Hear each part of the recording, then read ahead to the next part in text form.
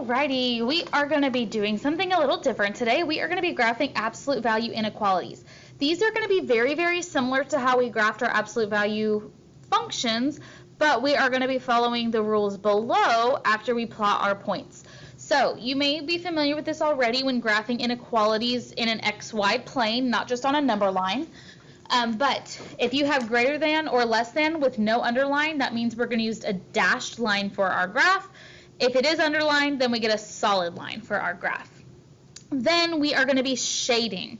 So this says inside and outside. I want you to change that to above for greater than and below for less than, because that's going to be less confusing. Because again, we're looking at either values greater than what we made as our barrier or less than. So to start this off, let's look at just our parent function f of x is less than the absolute value of x. So I'm going to make a table for 5 points that are on my parent function graph and use those to reference. So I've got those 5 points and I'm just going to plot them. And now I have to decide, am I going to use a solid line or a dashed line? Well, this is not underlined, so it's going to be a dashed line.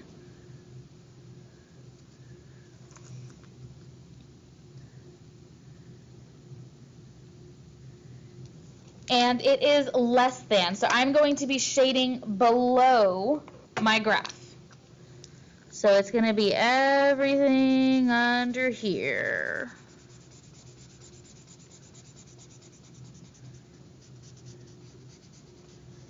And it's as simple as that.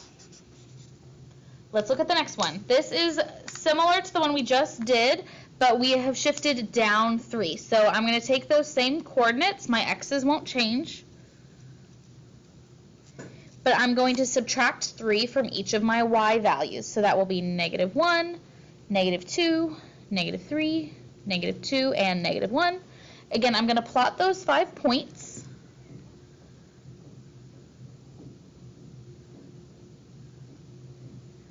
And this is not underlined, so again, I'm going to do a dashed line for this graph.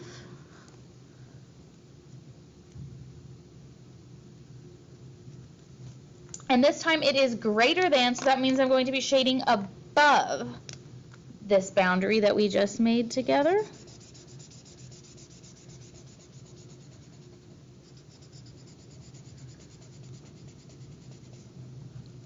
And there is my second graph. Moving on, this is absolute value of x minus 2, so this is like my parent function shifted to the right 2. So I'm going to add 2 to each of my x coordinates. And my y coordinates will stay the same. Now I can plot each of these.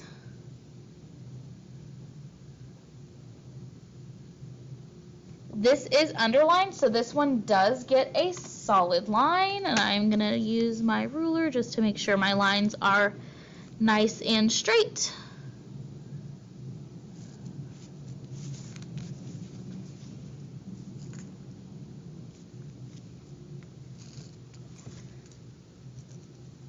And it is greater than again, which means I'm going to be shading above.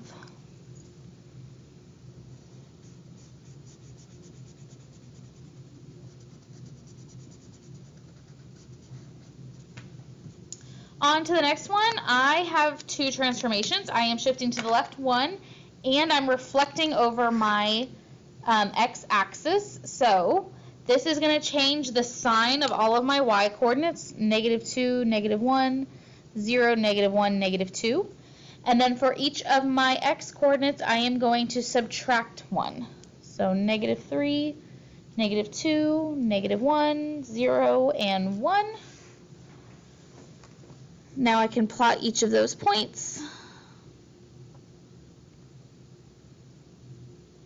Oops, that one went down too far. Let me fix that.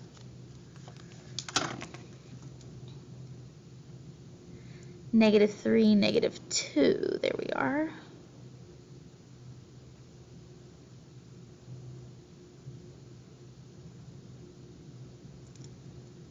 Okay, Now, again, solid line. I'm going to forget the ruler because I don't think it really helped me last time.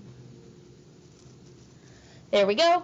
And it is less than, which means I'm going to be shading below again.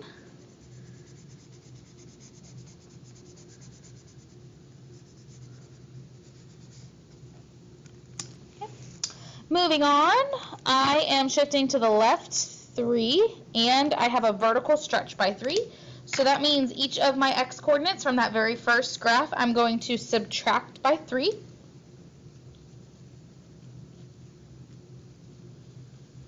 And for each of my y coordinates, I am going to multiply them by 3 because of that vertical stretch. So I can plot my points.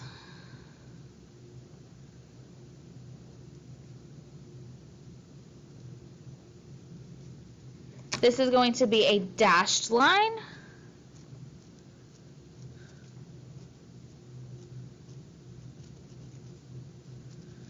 And we are shading below because it is less than.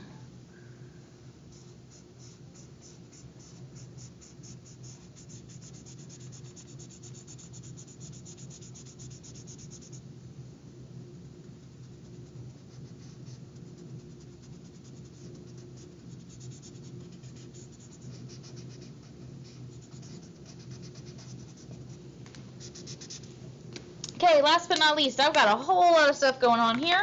So we're going to take it one step at a time. I am shifting left 1. I am shifting down 4. I've got a reflection over the x-axis, and I have a vertical stretch by 2. So let's start with just the x change. Only that shift to the left 1 is going to change my x's, which means I'm going to subtract 1 from all of my x coordinates. Okay, easy enough. Now let's focus on the y's. Again, we have 3 changes, and they are going to take place in this order. First, we are going to reflect. Then we are going to double them, do the stretch, and then we are going to do the vertical shift. So remember, my first point was at positive 2, so I'm going to reflect that down to negative 2. I'm going to double it, so that makes it negative 4. And then I'm going to go down 4 more, which puts it at negative 8, which is off the graph we have here, but we at least know where that point went. For the next one, my y coordinate was 1. When I reflect, that goes down to negative 1. When I double it, it becomes negative 2. And then when I go down 4, it ends up at negative 6. When I reflect 0, it does not move. When I double it, it does not move. But when I go down 4, that puts me at negative 4. For 0, again, I was at 1. I reflect, double, go down 4, negative 6. And then 2, reflect, double, down 4, it ends up at negative 8. So we're only going to be able to see 3 points on this graph just because of the small window that we have. But it is going to be a solid line. And it's greater than, which means I'm going to be shading everything above it.